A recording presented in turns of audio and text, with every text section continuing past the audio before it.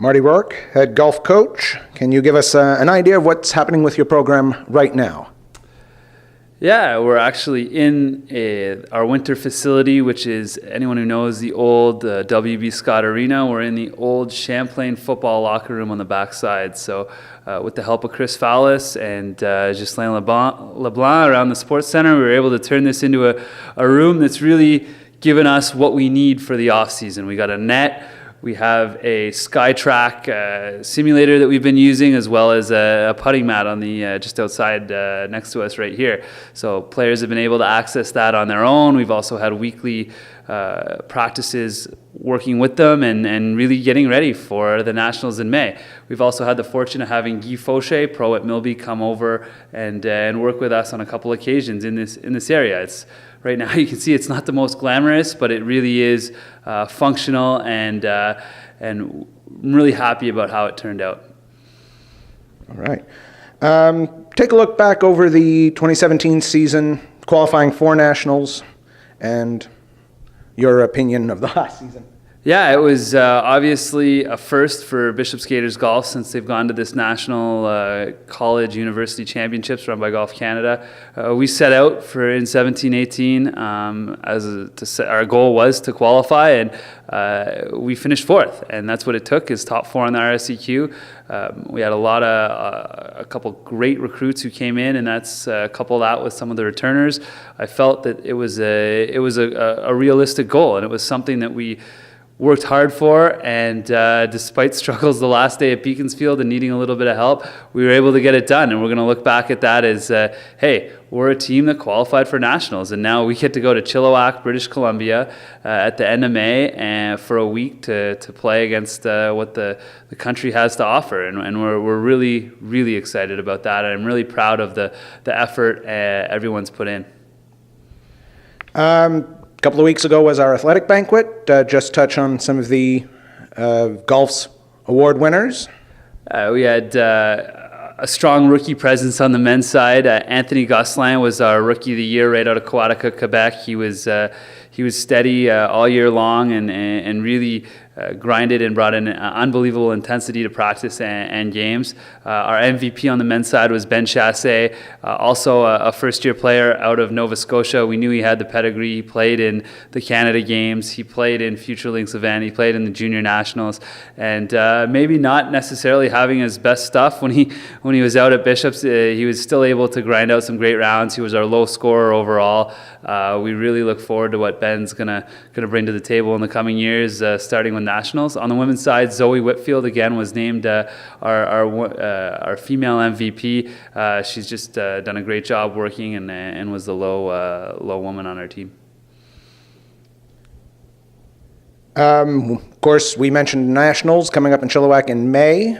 What do you expect from those, and looking ahead to the 2018 season? Yeah, I mean, Chilliwack, it's going to be an unknown. We've never been.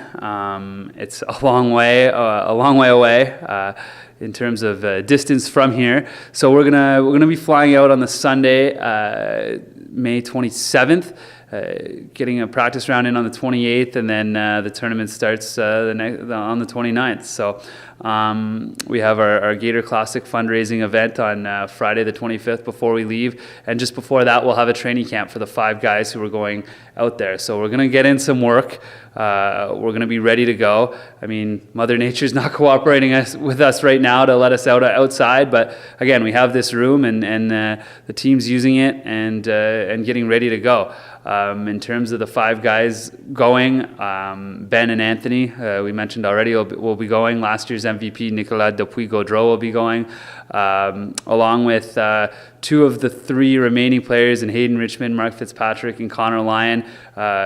They've all put in good work. Connor's been battling an injury, so we're just going to make sure that's healed up and make a decision. We have up until May 21st to name our lineup, so we'll see how long it takes, but make sure we have the right 5 guys competing for Bishops. And when we get out there, again, it's going to be an unknown. We're going to use it as an experience. There's a cut after 3 days. Obviously, if we can make the cut, it would be absolutely 100% a success when we're out there. That being said, we're still going to learn and really take this opportunity to grow and put forward what we've worked on all winter. 2018, not too far in the future. Are you looking to build on your 2017 success and hopefully again qualify for the 2019 Nationals? For sure. Now that we've had a taste of it and had a taste of that success, and hearing your name called as one of the teams that qualified for Nationals was really unbelievable. We're still finalizing the schedule in terms of what courses we're going to play. We had the unique advantage of playing an event at Milby last year, which is our home course. This year we will not have that, so we'll have to do a little bit more scouting and really be ready to go. We'll start again with a training camp in August and go from there. We have 3 events, 9 rounds of golf to qualify, and the 2019 Nationals right now are actually slated for Quebec, so it'll be a little bit easier on the planning and on the budget, but hey, we're really excited to go to BC, and that's really what our priority is right now. Talk on some academic successes from your team. I know Mark Fitzpatrick must be one of them. He was the named student athlete of the year for 2017, the male student athlete. So in 2017-18, I'm assuming one of them. Definitely. Is that Yeah, definitely. Mark is just a phenomenal student athlete. He's actually won that award 2 years in a row across the school.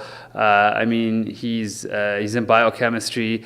He came here as an older student, but it's just he's put in the work both on and off the course. I mean, he maintained a 94% average in the fall while we were competing, while coming out to practices, while doing fundraisers, while making sure he was part of the team and really someone we could lean on. He's just he's a rock when it comes to team atmosphere around us, and he's a guy that you just know is going to be successful whatever path he chooses to go down. And the other academic success story for us is Zoe Whitfield. Zoe, I mentioned, is our team MVP, but she was also president of Bucks, Bishop's University Commerce Society.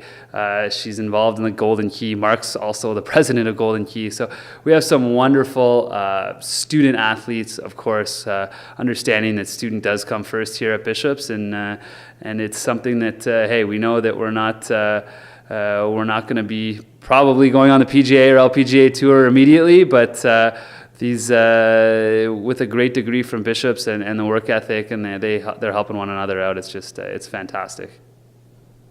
all right?